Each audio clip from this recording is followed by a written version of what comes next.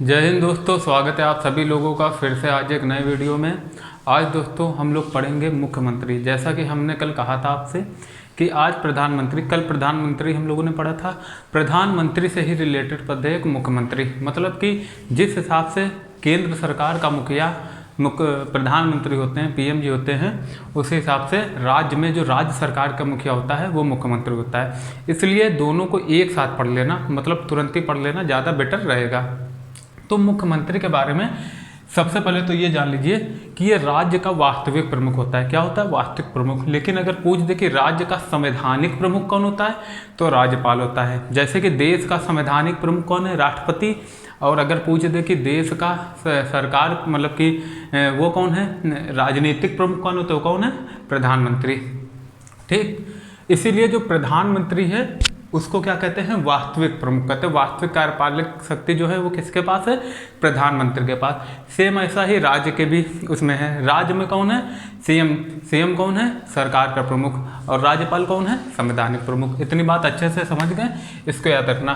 और अगर आ जाए कि सरकार का मुखिया कौन होता है, अगर केंद्र की बात करें तो पीएम होता है। लेकिन अगर राज्य की बात हम लोग कर रहे हैं आज, तो सरकार का मुखिया कौन होगा? सीएम, जो चीफ मिनिस्टर होंगे। चीफ मिनिस्टर जी राज्य के मुखिया होंगे। अब आर्टिकल 164 कहता है, आर्टिकल 164 इधर देखिए कौन कहता था, इधर कहते थे आर्टिकल 75 में कहते थे पीएम की नियुक्ति कौन है? वो प्रेसिडेंट करेंगे। ठीक, पीएम की नियुक्ति कौन करते हैं? प्रेसिडेंट। जैसे ही केंद्र में प्रेसिडेंट होते हैं वैसे ही राज्य में राज्यपाल होते हैं। वहाँ पीएम होता है और यहाँ राज्य में सीएम होते हैं। पीएम की नियुक्ति प्रेसिडेंट करते हैं और यहाँ सीएम की नियुक्ति कौन करते हैं? राज्यपाल करते हैं। तो दोनों आपस में को रिलेटेड, मतलब कि रिलेटेड है। ठीक, इसलिए साथ में पढ़ लेना ही ज़्यादा बेटर रहता है। तो वही यहाँ कहा गया है आर्टिकल 164। आर्टिकल 164 जो है उसमें बताया गया है कि नियुक्ति जो है मुख्यमंत्री की वो कौन करेंगे? राज्यपाल। राज्यपाल मुख्यमंत्री की नियुक्ति करेंगे, लेकिन बाकी मंत्रियों की नियुक्ति राज्यपाल मुख्यमंत्री की सलाह पर करेंगे। क्या करेंगे? सलाह पर। और ऐसा भी नहीं है कि जो राज्यपाल है किसी भी मुख्यमंत्री की नियुक्ति जो है किसी भी आधार पर कर दें। मुख्यमंत्री नियुक्ति उसी के करेंगे जो बहुमत दल, जिसको है बहुमत प्राप्त होगा, जो बहुमत दल का नेता होगा, बहुमत प्राप्त दल का नेता, उसी की नियुक्ति कौन करेंगे? राज्यपाल करेंगे। ठीक, ऐसे नहीं कि किसी को भी उठा के मुख्यमंत्री बना दें। अगर मान लीजिए किसी को स्पष्ट बहुमत नहीं प्राप्त होता है, तो जैसा हम लोगों ने राष्ट्रपति में पढ़ा था, प्रधानमंत्री वाले में, कि राष्ट्रपति जो है गठबंधन को बुलाता है। अब अपने विवेक, यहाँ पर राष्ट्रपति की जैसी ताकत बढ़ जाती है, इधर राज्यपाल की। अब यहाँ पर अपने विवेक से राज्यपाल, जिसको लगता है कि ये गठबंधन जिसकी ज़्यादा सीटें बना ले जाएगी, उसको राज्यपाल अपनी तरफ से मौका देते हैं और उससे कहते हैं कि आप लोग जो है गठबंधन जो है, ये जो बहुमत है इसको सिद्ध कर दो और जब तक अपना कार्यभार संभाल लो। अगर वो 1 महीने के अंदर अपना बहुमत सिद्ध कर देते हैं तो फिर जो है वही जो है वो मुख्यमंत्री बने रहते हैं। लेकिन एक चीज़ और आती है, जैसे कि हम लोगों ने प्रधानमंत्री के में क्या पढ़ा था? प्रधानमंत्री में पढ़ा था कि अगर प्रधानमंत्री किसी भी सदन का सदस्य नहीं है, लोकसभा या राज्यसभा। हालांकि ब्रिटेन में भी हम लोगों ने पढ़ा था, ब्रिटेन के संविधान में प्रधानमंत्री को निचले सदन, जो कि वहाँ का है हाउस ऑफ कॉमन, वहाँ 2 सदन है, एक है हाउस ऑफ लॉर्ड्स जो कि उच्च सदन है, एक होता है हाउस ऑफ कॉमन जो कि निचला सदन है। तो वहाँ पर ब्रिटेन में प्रधानमंत्री को हाउस ऑफ कॉमन का, हाउस ऑफ लॉर्ड्स का नहीं, हाउस ऑफ कॉमन का सदन जो निचला सदन है वहाँ का सदस्य होना जरूरी है। और प्रधानमंत्री भी वो तभी बनेगा जब उस सदन का सदस्य पहले से होगा, हाउस ऑफ कॉमन का। और यहाँ पर क्या है, अपने संविधान में थोड़ा सा अलग है। अपने संविधान में राज्यसभा और लोकसभा, राज्यसभा हमारा उच्च सदन और जो लोकसभा है वो निचला सदन। तो यहाँ पर राज्यसभा और लोकसभा में से प्रधानमंत्री जो है वो किसी भी सदन का सदस्य हो सकता है और जरूरी नहीं कि वो सदन होते ही प्रधानमंत्री नियुक्त हो। वो बिना किसी सदन का सदस्य हुए बिना भी प्रधानमंत्री नियुक्त प्रधानमंत्री बन सकता है। लेकिन एक शर्त यह है कि 6 महीने के भीतर उसको कहीं ना कहीं अपनी सदस्यता जो है वो प्रूव करनी पड़ेगी, मतलब दिखानी पड़ेगी। लोकसभा या राज्यसभा में 6 महीने के अंदर उसको किसी न किसी की सदस्यता लेनी पड़ेगी, वरना फिर वो 6 महीने के बाद प्रधानमंत्री पद की अपनी दावेदारी से प्रधानमंत्री पद से हट जाएगा। ठीक, इतना आपको अच्छे से समझा गया। सेम वहीं सीएम के लिए भी है। यहाँ पर सीएम भी जो है चीफ मिनिस्टर वो विधान परिषद, देखिए वहाँ पर क्या होता है, लोकसभा राज्यसभा, वहाँ संसद है, संसद के 2 सदन, लोकसभा राज्यसभा। यहाँ पर क्या होता है, यहाँ होता है विधानमंडल, विधानमंडल के 2 सदन कौन कौन से, एक होता है विधानसभा, एक होता है विधान परिषद। विधान परिषद उच्च सदन होता है, वो हम लोग आगे विधायिका में पढ़ेंगे, ठीक। लेकिन यहाँ जब तक लिख लीजिए क्या होता है, विधान मंडल, ठीक। और वहाँ क्या होता है, केंद्र में संसद होता है। यहाँ पर क्या होता है, विधानमंडल के 2 सदन, एक होता है विधान परिषद, और हर राज्य में नहीं होता है, कहीं कहीं ही ये है, ठीक। जैसे यूपी में है, यूपी में दोनों है, विधान परिषद और विधानसभा। सीएम जो है विधानसभा या विधान परिषद, जहाँ जहाँ विधान परिषद है वहाँ विधान परिषद की भी बात होगी, लेकिन जहाँ विधानसभा है खाली वहाँ विधानसभा। तो मतलब कि दोनों में से किसी भी सदन का सदस्य जो है वो मुख्यमंत्री हो सकता है, और उस सदन का सदस्य होकर ही वो सीएम बनेगा। लेकिन होने का मतलब ये नहीं कि तुरंत, वो 6 महीने के अंदर भी अपनी सदस्यता जो है वो प्रूव कर सकता है, वो अपनी सदस्यता दिखा सकता है। अगर किसी भी सदन का सदस्य बन जाता है विधानसभा या विधान परिषद में, तो फिर वो मुख्यमंत्री बना रहेगा, ठीक। और दोनों में से किसी का भी बन सकता है, लेकिन अगर 6 महीने में भी वो अपनी सदस्यता नहीं सिद्ध कर पाया, नहीं दिखा पाया, तो फिर वो मुख्यमंत्री पद से हट जाएगा। फिर वहाँ पर राज्यपाल उसे मुख्यमंत्री पद से बर्खास्त कर देंगे, अगर वो अपना त्याग पत्र नहीं देगा। वैसे तो वो खुद अपना त्याग पत्र दे देगा, ठीक। लेकिन अगर नहीं देगा तो राज्यपाल जो उसे बर्खास्त कर देंगे। फिर किसी को बुलाएंगे, जो भी दल जो है गठबंधन करके या अपना बहुमत सिद्ध करके अपनी सरकार बना ले, लेकिन वहाँ पर राज्यपाल अपने विवेक में बुलाता है। फिर उसके बाद ये आपको समझ में आ गया इतना अच्छे से। अब आगे हम लोग देख लेते हैं। ये बात कर ली हम लोगों ने अनुच्छेद 164 में इसकी राज्य मुख्यमंत्री की नियुक्ति की बात की गई है, और आर्टिकल 75 में किसकी बात की गई है, पीएम की नियुक्ति की। प्रेसिडेंट करते हैं यहाँ, मतलब वहाँ राष्ट्रपति करते हैं, यहाँ राज्यपाल को गवर्नर कहते हैं। इतना समझ में आ गया। अब देखिए शपथ कौन दिलाता है, वहाँ पर राष्ट्रपति या पीएम को शपथ कौन दिलाता है, पीएम को शपथ आर्टिकल कौन से, आर्टिकल 60 के तहत कौन दिलाता है, राष्ट्रपति को शपथ कौन दिलाता है, प्रधानमंत्री को नहीं, आर्टिकल 60 में तो राष्ट्रपति को कौन दिलाता है, सीएम। यहाँ पर क्या है, राष्ट्रपति को, यहाँ पर शपथ, हाँ यहाँ पर जो है राष्ट्रपति, प्रधानमंत्री को शपथ जो है वो दिलाएंगे राष्ट्रपति, लेकिन यहाँ पर जो है राष्ट्रपति को शपथ को, मुख्यमंत्री को शपथ कौन दिलाएंगे, राज्यपाल। कौन दिलाएंगे, राज्यपाल। यहाँ खाली इतना जानना जरूरी है। राज्यपाल जो है वो मुख्यमंत्री को शपथ दिलाएंगे वहाँ पर, है ना। इतना अच्छे से याद रखना। और याद रखना ये भी, हाई कोर्ट के जो चीफ जस्टिस है उसको शपथ कौन दिलाता है, उसको राज्यपाल। और यहाँ पर कौन है, राष्ट्रपति। जो सुप्रीम कोर्ट के मुख्य न्यायाधीश है वो राष्ट्रपति को दिलाते हैं। इतना समझना है। अब अगर कार्यकाल की बात कर दो, वैसे सामान्यतः 5 साल होता है, लेकिन यहाँ पर भी जो राज्यपाल के प्रसाद पर्यंत सीएम जो है वो अपना कार्यकाल उसका राज्यपाल के प्रसाद पर्यंत होता है। जब तक बहुमत है तब तक वो रहेगा, जब तक बहुमत नहीं है तब फिर राज्यपाल उसको हटा देगा।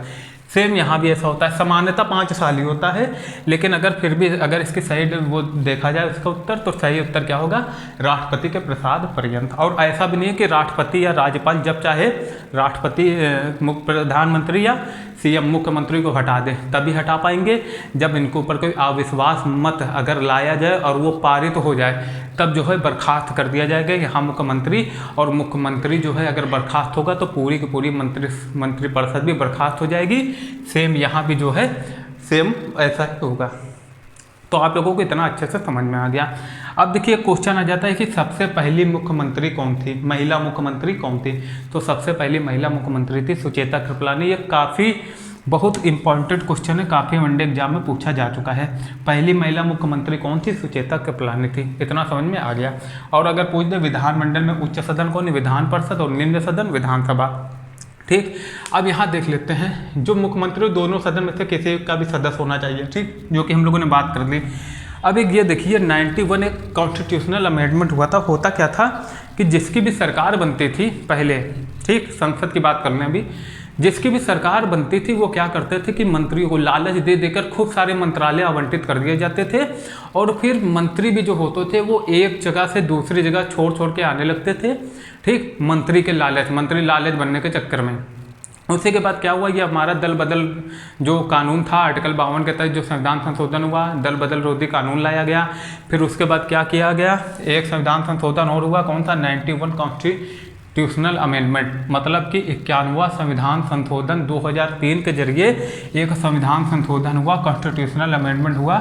और इसमें कह दिया गया जो काउंसिल ऑफ मिनिस्टर है, मतलब कि जो मंत्रिपरिषद है, मंत्रिपरिषद में मंत्रियों की कुल संख्या प्रधानमंत्री सहित, मंत्रियों की कुल संख्या प्रधानमंत्री सहित, मतलब टोटल प्रधानमंत्री भी मंत्री हुआ, ठीक, जैसे सीएम भी मंत्री हुए, मंत्रियों की कुल संख्या 15% से अधिक नहीं होनी चाहिए। कहाँ, लोकसभा में, ठीक, क्योंकि वहीं पर सरकार बनती है, लोकसभा बनाती है, वहाँ मंत्रियों की कुल संख्या 15% से अधिक नहीं होनी चाहिए। मतलब कि अगर 500 मान लीजिए कि 531 सीटें हैं, कितनी, 531 सीटें हैं, नहीं 300 मान लीजिए, ठीक, या 500 मान लीजिए, 500 अगर सीटें हैं तो 500 का 15% निकाल दो, 75 ही सीट, मतलब 75 ही मंत्री बन सकते हैं, इससे ऊपर नहीं बन पाएंगे। पहले क्या होता था, 100 को बना दे, 110 बना दे, मतलब लालच में मंत्री भी जो थी वो दूसरी पार्टी छोड़ के चले आ रहे, ठीक।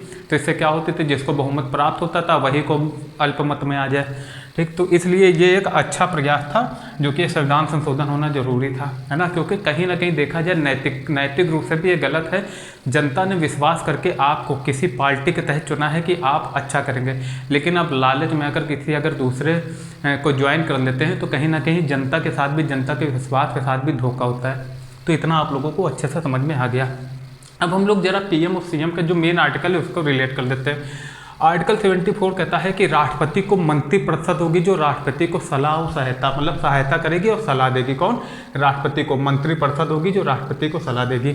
और मंत्रिपरिषद जो है वो जो राष्ट्रपति इनकी सलाह से काम करेंगे, लेकिन मंत्रिपरिषद इसकी सलाह से काम करेंगे, लेकिन ऐसा कोई भी चीज़, मतलब कि जो राष्ट्रपति वो अपने विवेक से कर सकता है या राज्यपाल अपने विवेक से कर सकता है, उसको छोड़ के बाकी सब में राष्ट्रपति और राज्यपाल को मंत्रिपरिषद की सलाह जो है वो अनिवार्य बनाई गई है। याद रखना, उसकी सलाह से ही काम करना पड़ेगा। ये आर्टिकल 74 है, याद रखना। यहाँ कितना है, आर्टिकल 163, मतलब कि अगर 74 में 89 ऐड करते जाओ ये हो जाएगा। अब देखिए आर्टिकल 78 जो है राष्ट्रपति को जो है प्रधानमंत्री सूचना देते हैं। सेम यहाँ क्या है, इसमें प्लस 89 ऐड कर दो, ठीक, कितना आ जाएगा, 100 से सिर्फ 89 ऐड करना, आपको ज़्यादा इधर याद नहीं करना। यहाँ राष्ट्रपति को सूचना कौन देंगे, राष्ट्रपति को सूचना देंगे प्रधानमंत्री जी, और यहाँ पर राज्यपाल को सूचना कौन देंगे, सीएम, ठीक। यहाँ पर कौन देंगे, पीएम, याद रखना अच्छे से। ये आर्टिकल 78, इधर 89 ऐड कर दीजिए, 167। 75 कहता है पीएम की नियुक्ति प्रेसिडेंट करेंगे, इधर फिर आप 89 प्लस ऐड कर दीजिए, प्लस कर दीजिए, ठीक। यहाँ पर सीएम की नियुक्ति कौन करेंगे, गवर्नर करेंगे, ठीक। इतना आप लोगों को अच्छे से समझ में आ गया। तो मुख्यमंत्री में बस दोस्तों इतना ही था, ठीक, जो कि हम लोगों ने आज पढ़ लिया। प्रधानमंत्री से रिलेट करके पढ़ा है, आप लोग अच्छे से रिलेट कर पाएंगे और एक हिसाब से आपका कल का रिवीजन भी हो गया है, ठीक। सेम चीज़ें ही हैं, कोई ज़्यादा अलग नहीं है, ठीक। बाकी जो है कल हम लोग अब बात करेंगे किसकी, अदर टॉपिक की, जो बहुत ही इंपॉर्टेंट होगा। उस टॉपिक को हम पॉलिटी में लेकर आएंगे। कल हम लोग बात कर लेंगे केंद्रीय मंत्रिपरिषद के, किसकी कर लेंगे, केंद्रीय मंत्रिपरिषद के, काउंसिल ऑफ मिनिस्टर, ठीक, वो भी कहाँ, केंद्र में। तो आज के लिए दोस्तों आप लोगों को इसके नोट्स बना लेने हैं।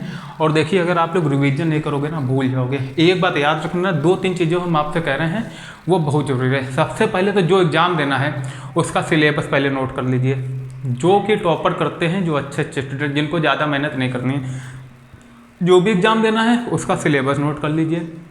फिर उसी एग्ज़ाम से रिलेटेड प्रीवियस ईयर का क्वेश्चन देखिए, उसमें देखिए किस क्वेश्चन का, कौन सा क्वेश्चन का ज़्यादा जो है वेटेज है, कौन सा क्वेश्चन ज़्यादा पूछे जा रहे हैं, कौन सा टॉपिक, तो उस टॉपिक पर ज़्यादा ध्यान दीजिए। बाकी पर भी दीजिए, है ना, लेकिन उन टॉपिक पर ज़्यादा ध्यान दीजिए और सिलेबस के अनुसार ही पढ़िए और किसी के अंडर, मतलब किसी के नॉलेज के अंदर ही रहकर पढ़िए, है ना। अच्छे से बढ़िया टारगेट बना के डेली का एक टारगेट सेट कीजिए। जो टाइम टेबल के हिसाब से पढ़ सकते हैं वो टाइम टेबल बना ले, जो टाइम टेबल नहीं फॉलो कर सकते वो डेली का एक टारगेट बनाए कि आज हमें पॉलिटी खत्म करनी है, आज मैथ खत्म करनी है, मैथ कितने टॉपिक खत्म करने हैं। जब आप लोग ऐसे पढ़ेंगे तो ऐसे कोई भी एग्जाम नहीं है जो आप ना निकाल पाएँ। यहाँ तक कि यूपीएससी वाले भी ऐसे एग्जाम नहीं निकालते, वो जो है बहुत वेल प्रिपेयर्ड, पूरी अच्छी तरह से तैयारी करते हैं, एक अच्छे माइंडसेट के साथ, एकदम माइंडसेट। और आप लोग हो सके तो सवेरे सवेरे जो है सुबह सुबह उठ के या किसी भी टाइम, सुबह शाम जब भी आपको टाइम मिले तो मेडिटेशन मेडिटेशन जरूर कीजिए या हल्का फुल्का टहल लिया कीजिए, जॉगिंग कर लिया कीजिए, जो कि हम लोग की मेंटल जो है मेंटल तरीके से हम लोग पूरी तरह से मेंटली फिट रहें। तो आज के लिए दोस्तों इतना ही। आई होप आपको आज की क्लास अच्छी लगी होगी। इसी तरह की क्लास हम लोग लेके आएंगे और अभी कुछ देर बाद हम मैथ की भी क्लास डालने वाले हैं। मैथ में नंबर सिस्टम चल रहा है, उसमें भी आप लोगों को जो भी कमज़ोर स्टूडेंट है उसको भी बहुत अच्छे से समझ में आएगी। तो दोस्तों अच्छे से पढ़ते रहिए, माँ बाप का नाम रोशन कीजिए। धन्यवाद।